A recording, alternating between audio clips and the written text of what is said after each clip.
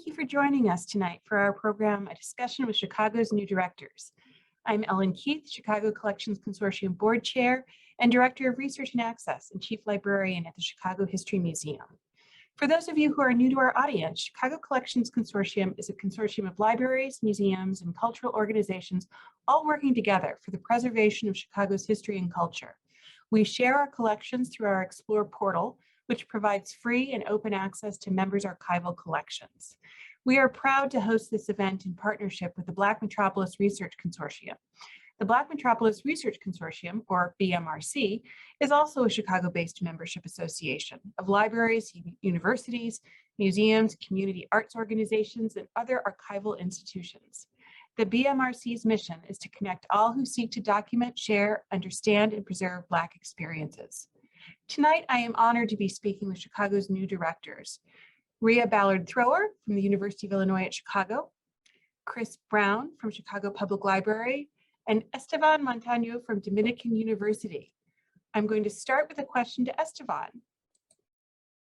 You've each joined your organizations fairly recently. Talk to us about what aspects of their mission attracted you.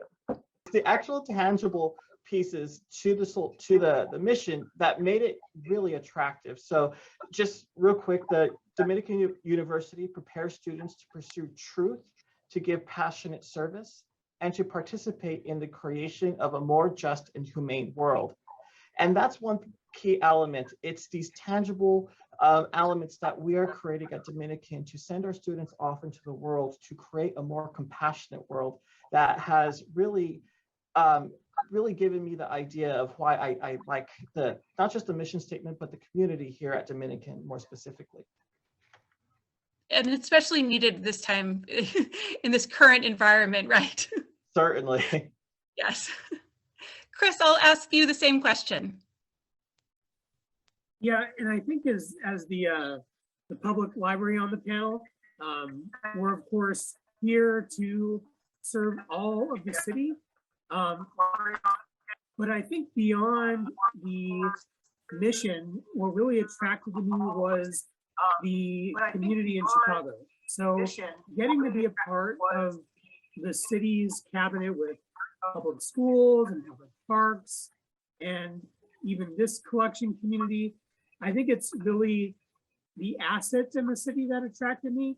The 81 locations we have, the 1,000+ staff, and how through our shared and overlapping missions and the unique audiences we have, that we can kind of collaborate and find ways to broaden and deepen the collective impact we have together.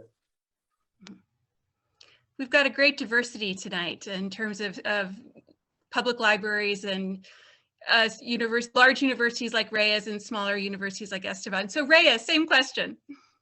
Yeah, so I would start with that I think I decided to come to UIC because I consider it the scrappy school, a part of the University of Illinois system, which was unknown to me until I started doing the research of how it started on the Navy Pier by World War II vets who wanted a place to continue their education because they would do 2 years at the university on the pier and then they were supposed to finish in Urbana. I mean, when you think of a concept like really, like who could get there? Of course they couldn't. So, and that's literally where our school came from. The idea that it was literally created because these students wanted an opportunity to expand their education. And then fast forward in just a short number of years, when you consider the other universities are 100 years old and stuff, I mean, we're like fairly young for a university to be Research One and our diversity. I mean, we are HSI, Hispanic Serving Institution, AAPI. And so there are very few Research One institutions that also have that same level of diversity. And I think that's what really, really makes UIC unique. Our first generation students, so many of them are from the area. I mean, they're working, they're coming to school. And I honestly consider it like the scrappy university out of the system. And that makes it very, very proud to be there.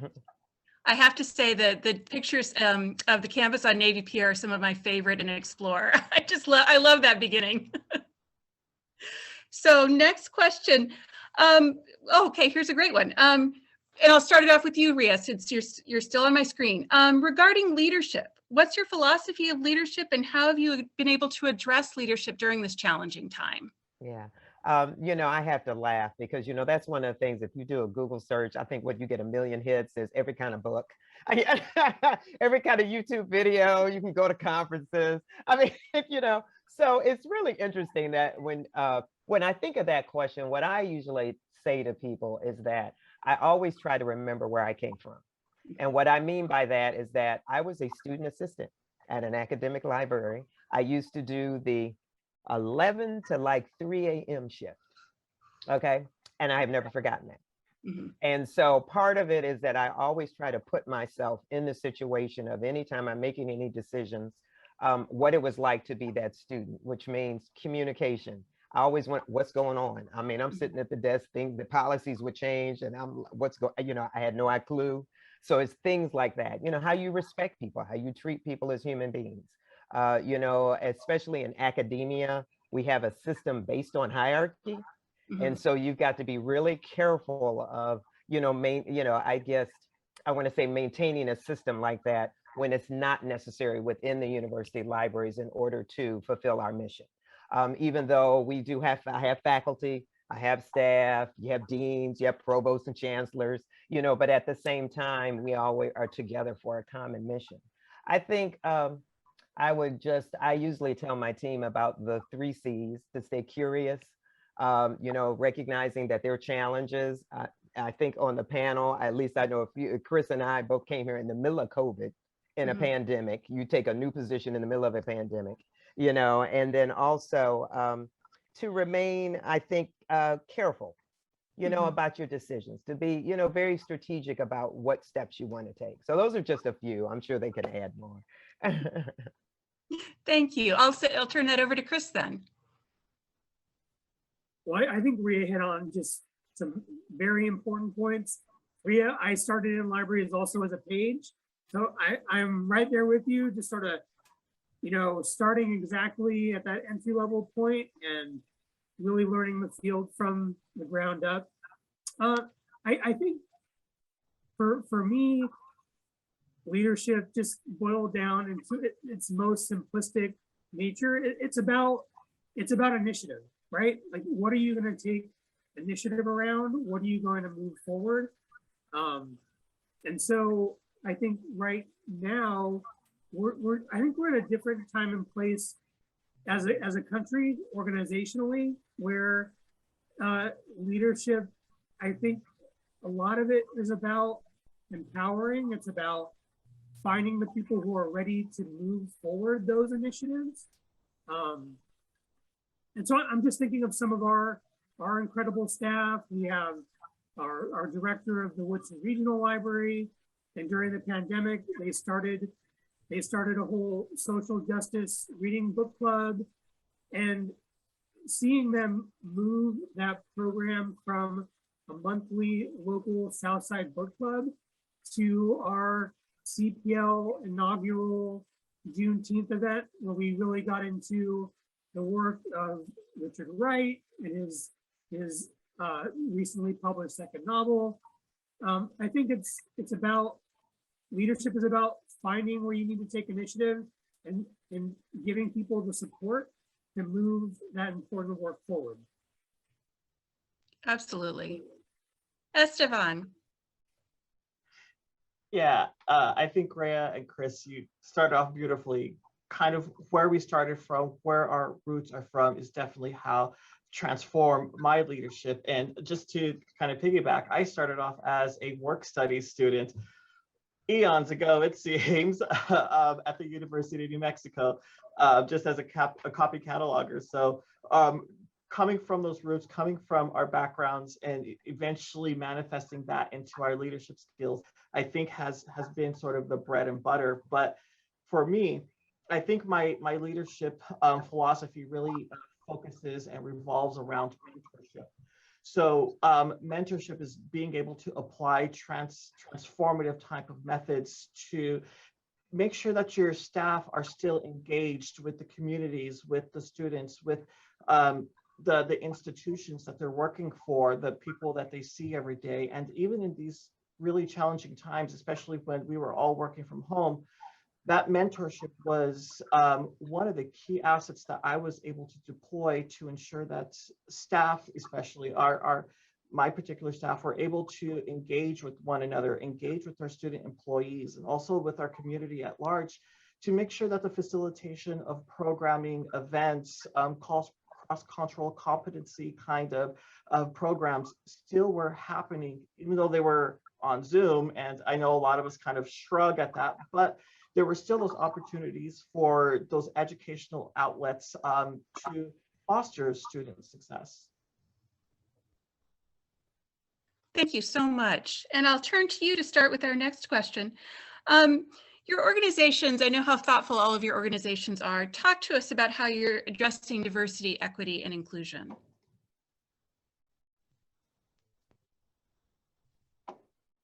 And I'll start with you, Estevan, again. I'm sorry, since you're still on my screen. Sorry. No problem. I think Dominican at its very core is rooted in embedding cultural competency and multicultural exploration directly into the curriculum, and kind of the culture and environment that has been ingrained.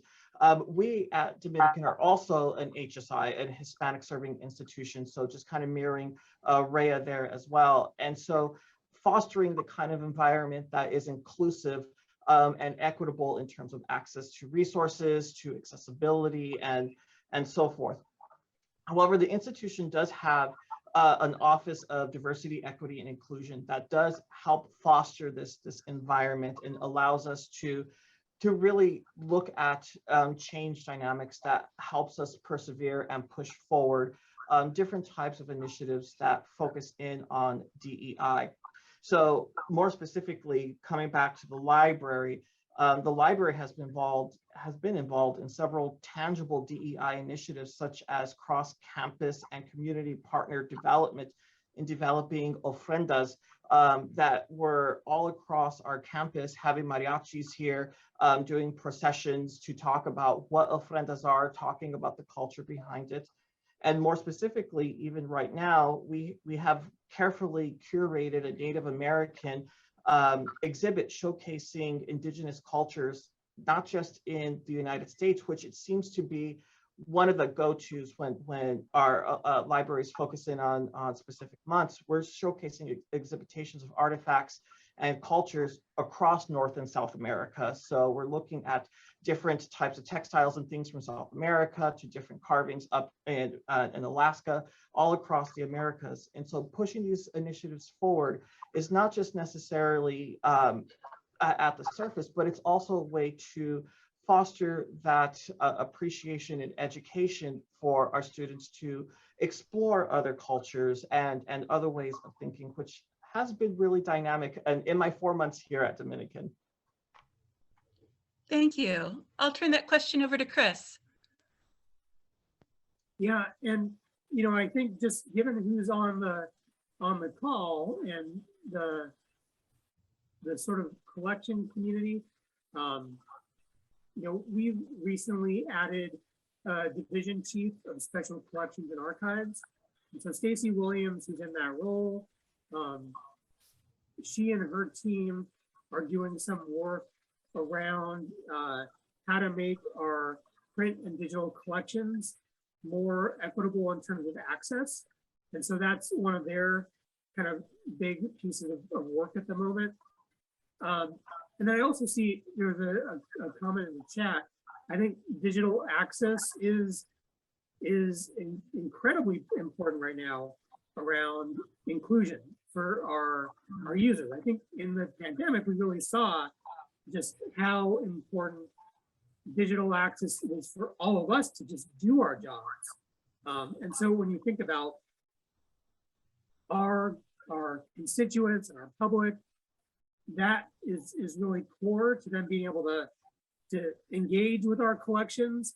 And I'm really glad that being in Chicago, we're in the same city as American Library Association. I know Tracy Hall is a big proponent of not just digital access, but also digital literacy. How are we making sure that people have the the core competencies to be able to navigate those increasingly digital collections. And I think that's an area I'm really excited to explore in Chicago with ALA and the rest of this group. Thank you. Rhea, over to you. I think in a similar vein, our diversity and equity inclusion office, we have similar programming when we focus on decolonizing the collections and those things. And I know recently the university has started a Bridge to Faculty program, in which is a 2-year appointment for the colleges to hire faculty of color so that they can do their research at a Research One institution. But I'm actually going to put a different spin on how I would approach this question, because I think traditionally, I think all of us and our institutions have really tried and probably have struggled in this area. So I think maybe some of the things that my approach to this has been different, and one of the ways is because of who I am. I literally told my team, I am unapologetically Black. I came from a historically Black institution, and you are probably going to be uncomfortable by some of the things I said. I told them that on day one. I am not, I did not spend 20 years at the Mecca to come to an institution and pretend that I'm sitting and not express where I see some challenges, some concerns, and some things that need to be done. I believe that's why I was hired to come here, because I am so open about that. I think, I work at an institution very similar to pretty much Research One's, where the faculty is primarily non-white and the civil service is primarily of color. And so because of that, we've got a real friction on, because there are, as an academic, if I said, there's privileges and status being a faculty member that are totally different from when you're staff. And so then you put a racial dynamic on top of that, it makes that whole DEI much more of an important concept to really, really focus and deal with. Prior to my arrival, the previous dean brought in a consulting team, and they developed a program called Ideas, in which the library really sat down and spent a whole year working on diversity, equity, inclusion. And so I fortunately have come in behind that, and it's my responsibility to help build upon that. So that would be my answer. Thank you. I think Chris has a hand up. Chris? Oh, thanks. Yeah, I just what you were mentioning, Rhea, about the diversity of staff, but also how that diversity is different from frontline staff versus leadership staff. I think that's something that we're really interested in getting at, is not just how do you build diversity and recruit more diversity into our entry-level positions, but how do you build more diversity amongst our leadership staff, and what kind of professional development they need to lead from a DEI perspective. So we're working on getting our first senior equity officer this upcoming year. So something we're looking forward to. And Rhea, I'll probably talk with you offline about all the work you guys have done.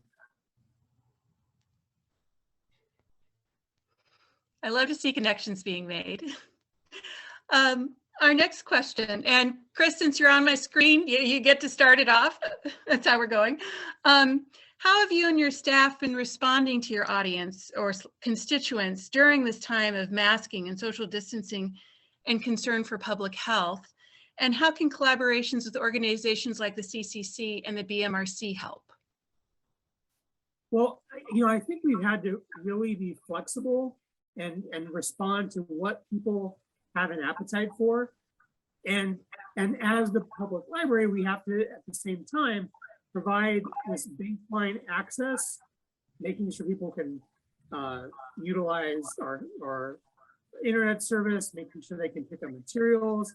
But where I see some of our most savvy work being done is, this is as an example, we have an exhibit that we just are wrapping up in West Garfield Park at the Legler Library called Meeting History. And it's this really neighborhood-driven collection with a series of partners and artists where we've been able to bring in community-based archival work and give it a physical space to be, but then also providing digital programming around it so that the artists could talk. And Stacy Williams, as I mentioned before, our chief of special collections and archives. So providing flexible opportunities for digital experience and then also in person. And I think we're also I think we all realize at some point there's this Zoom fatigue, and I think there's more and more demand for higher caliber digital content and production. Mm-hmm. Estevan, I'll ask you that same question. I think overall there's a level of creativity and just overall being dynamic as to critically thinking about how we are getting resources to our particular communities. And here at Dominican, it's typically faculty and students who would be our community. And so trying to figure out what are those particular digital tools that will allow us to foster that kind of environment for that kind of access to happen in an equitable way. So not just equality, but making sure that our communities are at the same playing field in terms of access to their particular resources. And so I know in public libraries, they do really, really great jobs with like circulating out hotspots. But when it comes to the academic side, it's making sure that the students are part of a community where that digital divide is bridged, but also has the technology needed to access their classes, to facilitate and finish and complete their assignments.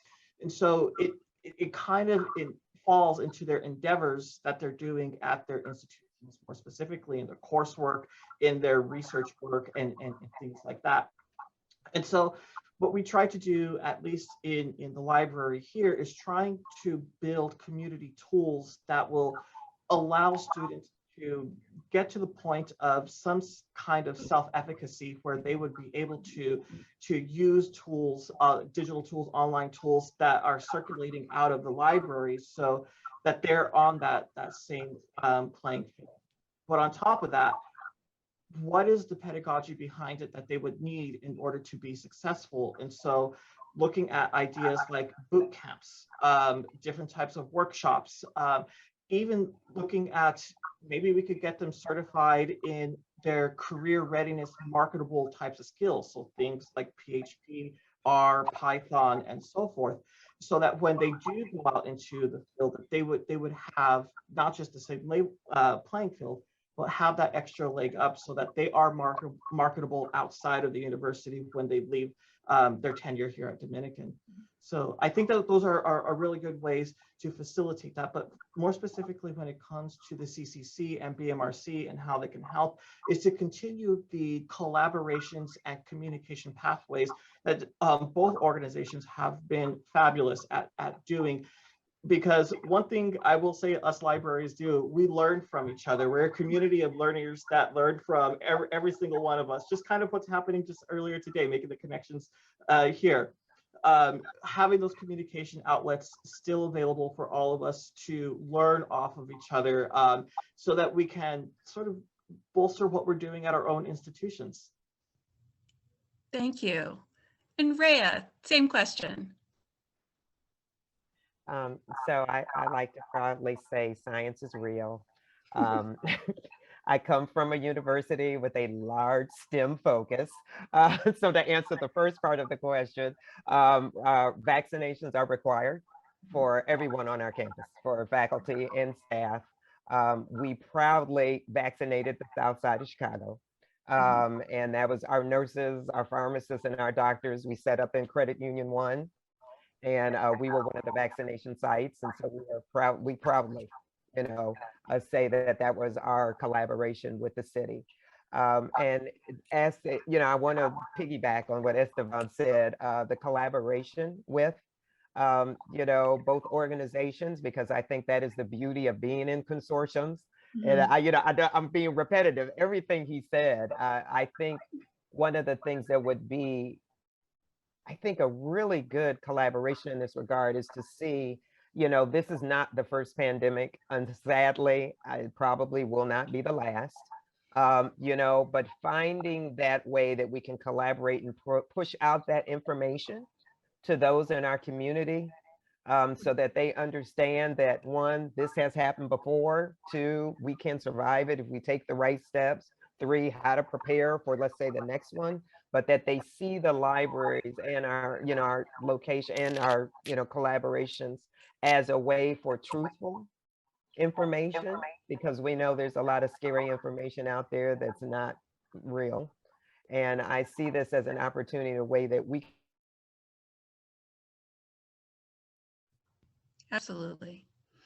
I'll say that, you know, one of the things that, and I totally agree with Chris on Zoom fatigue, but the programming that we've been able to do with the CCC and the BMRC, where we're not traveling to a location, which has usually been one of our governing members hosting us in, you know, one of their lovely settings, but it has made digital requirements aside, it has made attendance more egalitarian, that, you know, you can just attend from anywhere. And I have appreciated that. So let me ask you all some follow-up questions.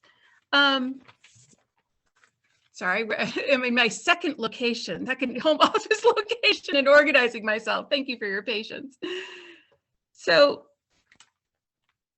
Rhea, and I think I'm starting with you because I think you've already talked about this, but I just want you to see if you want to add anything more. So libraries on any campus and in any community play an important role in providing access to information. Given that we are in an era where problems of misinformation and lack of information are so salient, is the need for information impacting your libraries in new ways? Are you seeing an increase in services, developing new services or programming? And I know you've touched on that, but yeah, exactly. So it's interesting finding that balance, because of being a university campus post, you know, in the middle of COVID. We were closed. So that's one of the things that you know, probably Chris didn't have that option to do that. So in that regard, we were closed to only UIC, but our health sides of our campus, of course, because we have a hospital. We have a hospital, we have pharmacies, we have all that. So that side of our campus was very much open and engaged. So in addition to what I said, regards to the website, pamphlets, I think we've had a couple television commercials, you know, those kinds of things, you know, and I think it's constantly feeding them the information, you know, on Instagram, on Facebook, making sure you're out there on social media, as well as one of the most amazing things was actually being at Credit Union One and actually talking to people who were getting vaccines to say, it's okay, go tell your grandmother. Go tell your parent, go tell, you know, your family member, it's okay, you're all right. And so that they would come back and bring more. So we found out a lot of word of mouth was also just as effective as the written word or any of the other things we were doing through technology. Mm-hmm. Chris, did you have it wanted to add to that in terms of? Yeah, you know, Ellen, we actually, we worked with the Department of Public Health to basically do a series of large displays in the libraries, just ways to make it engaging for people, to just be more upfront about the science of it and the facts that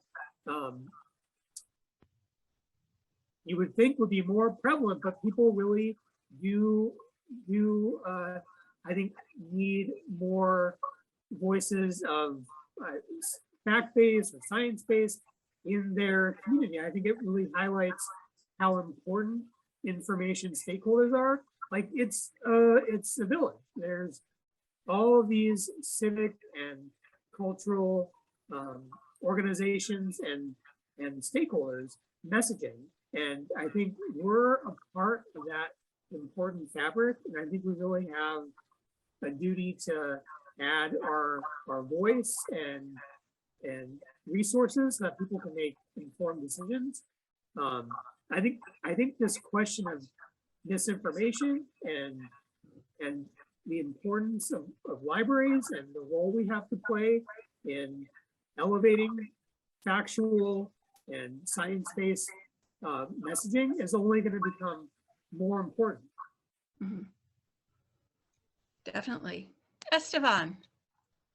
I think there's sort of a two-pronged approach to this as well. One on the academic side and one is on the ground.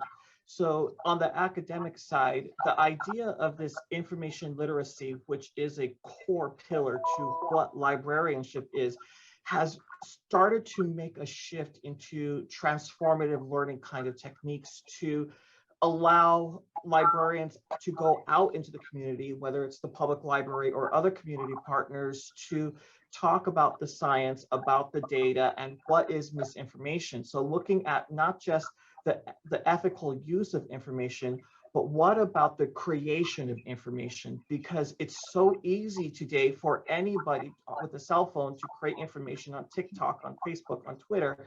And so looking at what are and showcasing what consequences can be from sharing misinformation, and what is a transformative piece to that, so that our patrons, our communities understand not just the relevancy or the ethical use of information, but also how does it impact when I create something that goes out into the world.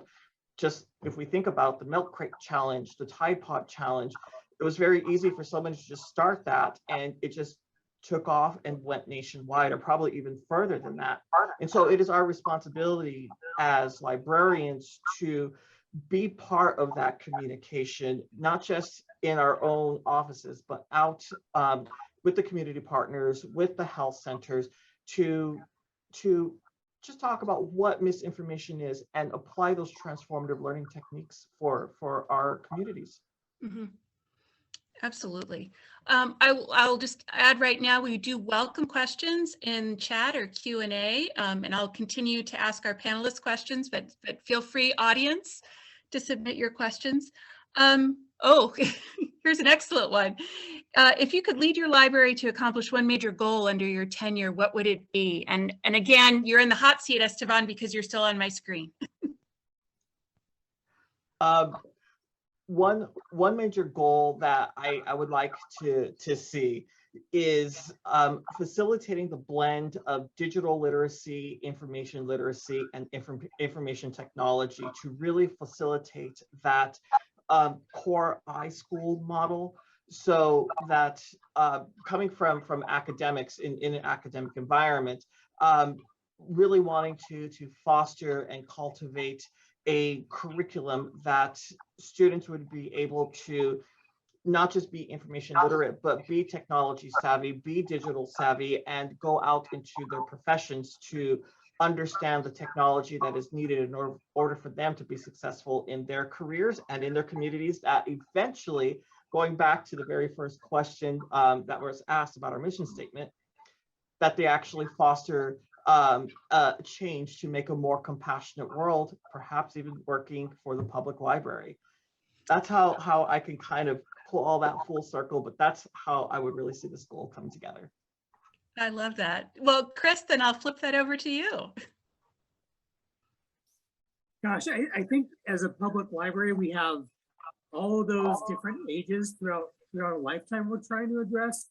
So it's hard for me to really pick one, but I think what Rhea was talking about earlier around this diversity, equity, and inclusion work, you know, I'd really like to see some real inroads made on the diversification of our leadership. So I really love working for the city of Chicago, because every year we go through our budget hearing with our city council, and they really look at what's the actual percentage of your staff, what's the demographic makeup of frontline staff, of management staff, and where have you made improvements. And so for me, I'd really love to be able to say that, we had made, double-digit inroads into the diversity of our leadership. Because that would say to me that we had really brought along those frontline staff and mentored them, kind of as Estevan was saying, and gotten them into leadership roles and for their professional development, their education. That would be something I could stand behind. That's a great goal. I love that. Rhea, over to you. All right. Okay, so this is hard being the third one. Sorry. Such great answers. This is no fair. No, anyway. Honestly, my first thought was if I could only pick one thing, is that to leave UIC knowing that the faculty and the staff enjoy working at UIC Library, that it's a place where they want to come to every day and knock it out the park and be the best that they can be, and that they're valued for who they are and what they contribute. And I think, in addition to all that, I want to complete the strategic plan and all those wonderful things that you would say in a leadership, but that's what I would really want for them. There's so many people we know go to jobs that they don't like because they need the money, or various other reasons. And I would really like this to be a place where they say, yeah, I'm happy to be a part of that system, and that, I dedicated my time there, and I'm happy that I did. I think that's an excellent goal. We all want that place that we want to go to. Here's a good question. So each of you have a wealth of library experience as library leaders, and how have you seen the demands of library leadership change over time? And Rhea, I'll start with, you're on screen. I am going to start because I'm going to click because I hate email. Oh my freaking God. I'm being honest about that. I can't keep up. I mean, it's like hundreds of them. I mean, 50, 60 a day. It's stunning to me that this technology has made it possible for us to communicate, but at the same time, and it's not just me, I talk with the other deans, they're like, we're drowning in it. I can't. There's many times when people have said, oh, I sent you an email, and I'm like, oh my gosh, I didn't see it. I'm sorry. You have your executive assistant or somebody try to help go through them for you. I mean, you're trying to come up with all these different ways in which to, be responsive. But I think that is one thing that has definitely changed, that I don't know if we foresaw the extent of what that form of technology would have on what we do for a profession. That's my email. Good point. I'm just thinking about it. I'm thinking about all the email. Estevan, I'll switch things up and I'll do you in the middle this time. All right, sounds good.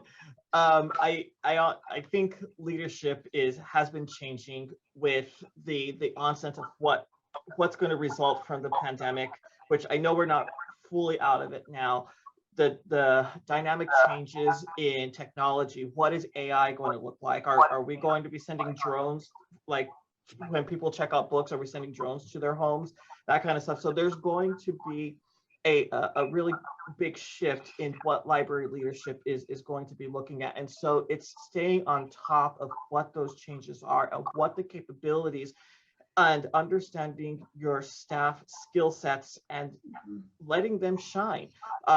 If staff are good at a specific skill, let's foster that. Let's champion that, so that they will be successful in their jobs, in their careers, and they would obviously overall really love to be where they're working at.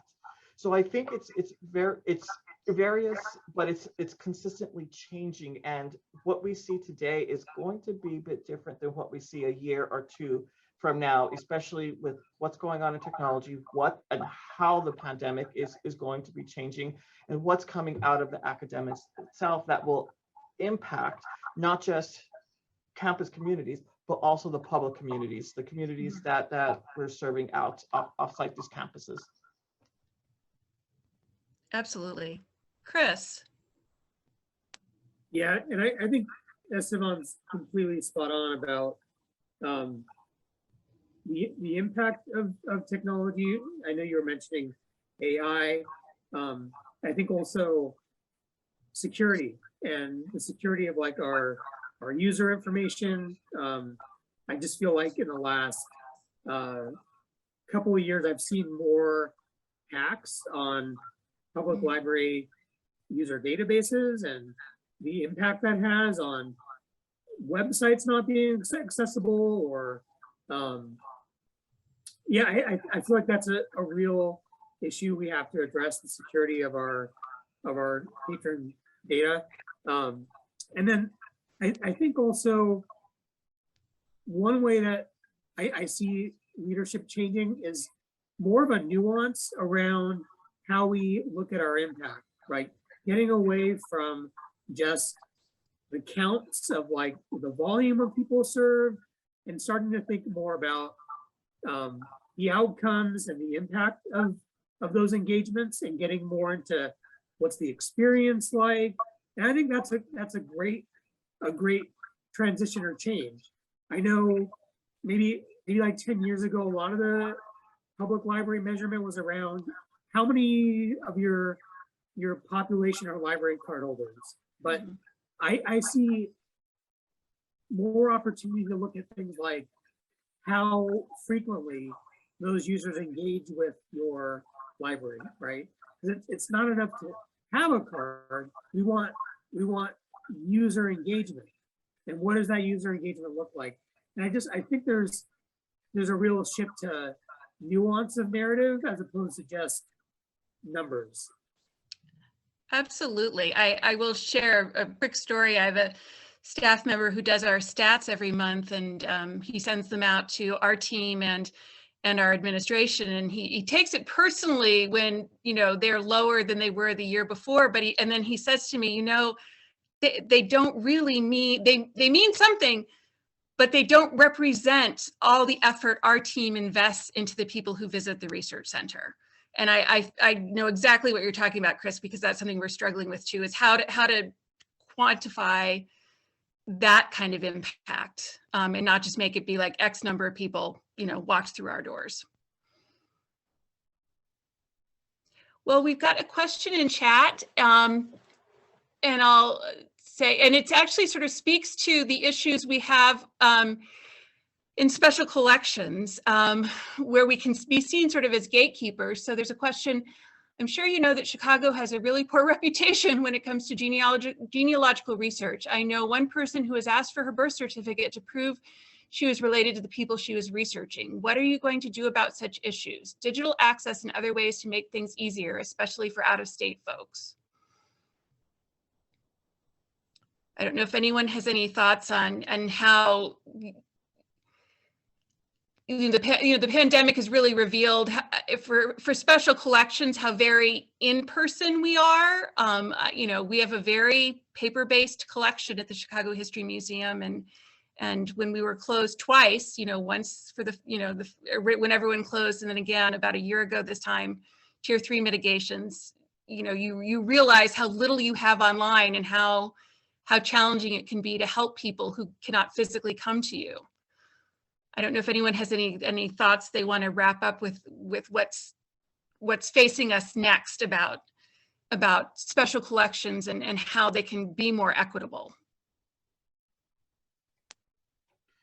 If I can, I think, again, talking about a double-pronged approach, I think this one also kind of manifests that in the way that us as library leaders still need to continue to advocate for our patrons with vendors and facilitate even a stronger presence in OERs or free and open access resources through different various organizations or with our particular constituencies and vendors. The other approach I would say is also community engagement, understanding what are their particular needs, and is there something within copyright that we can create, let's say like a digital repository, which I know CCC, BMRC, and plenty other library networks create those types of repositories, but then if they're created, what's the next step? How are we going to market them? Are we going to market them out to the public, and how strong and effective is that going to be? And so it's the groundwork is there. Perhaps we just need to facilitate it just a little bit stronger. Mhm. That feels hopeful. Thank you, Estevan. I think so too. Yes. Well, I actually will try to address the first part of the chat, even though I'm new to Chicago, so I'm not familiar with genealogy research or what's going on with that. But I think libraries have to admit that we have been challenging places. We have been places where we have been discriminatory, where we have not been at our best. And the question where they said, well, what do you think you can do about it? I think we can do better. And I think we have to collectively agree that we know our institutions have histories of how we have treated people in our country in regards to accessing collections. And therefore, we have to take it upon ourselves as a mission that, and I love what Estevan said about open access, all of the other areas that in which we can facilitate that those who want to use our collections have equal access to them. That's why I really like collaborations with organizations on the program here, because it gives us the opportunity to combine all of our smaller collections together into this larger collective and then provide access to those who are not necessarily in our city. Right.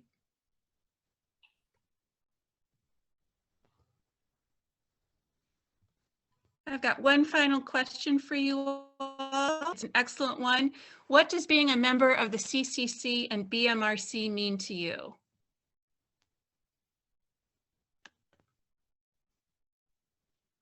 Rhea, you're still on my screen, so you're in the hot seat again. But I'm going to sound like a broken record. And once again, it is that opportunity to collaborate. I mean, being in that larger collective, and instead of that just the individual aspects, to see how you can, I think, contribute to a much larger endeavor. And you can actually see, and this is the beauty of it. I get online and I'll say, wow, they have that. And then I'm like, I think we have the other part to that. I mean, and then another library was like, I know that we have that same thing too. And then together we built this amazing, collection that, once again, that we can make available to those beyond our physical geographic area. I just think it's amazing. I really do. Mm-hmm. Yay, we've made you a convert already. Chris, what does that mean? What does your membership mean to you?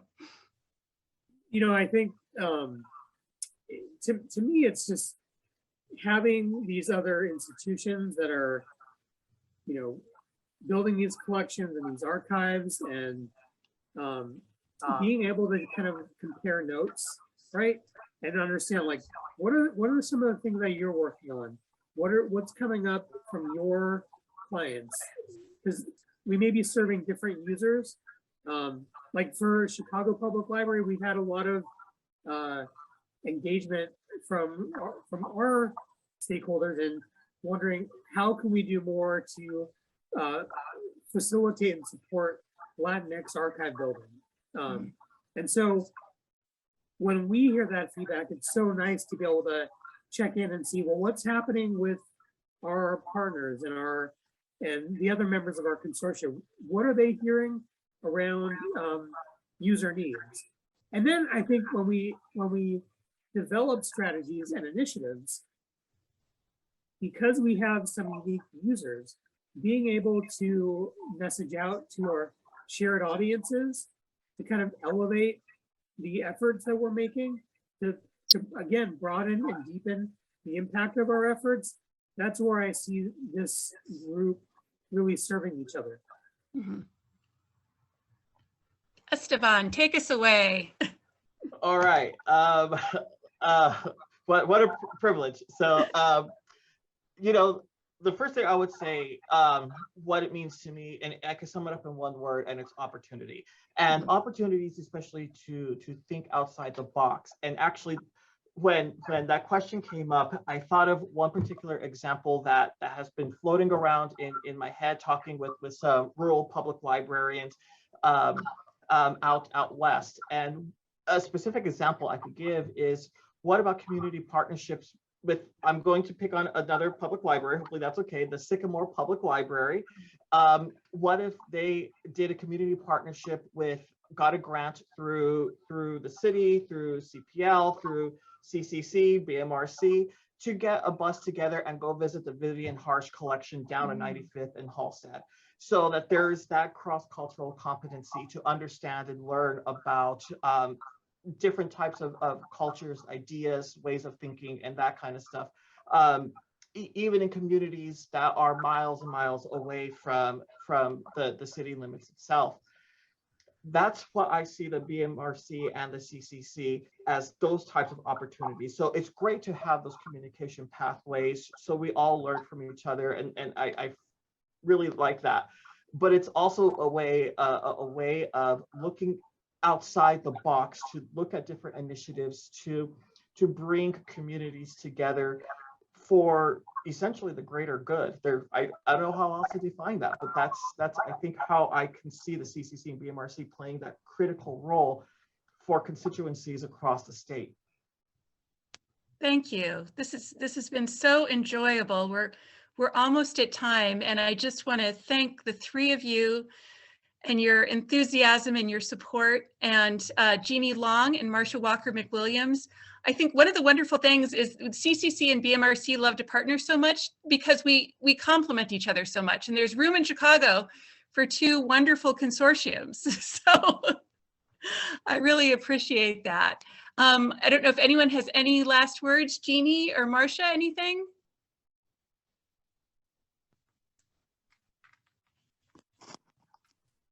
Yes, if I can just echo and say a big, huge thank you to Rhea, Chris, and Esteban for the work that you're doing, leading these wonderful Chicagoland institutions.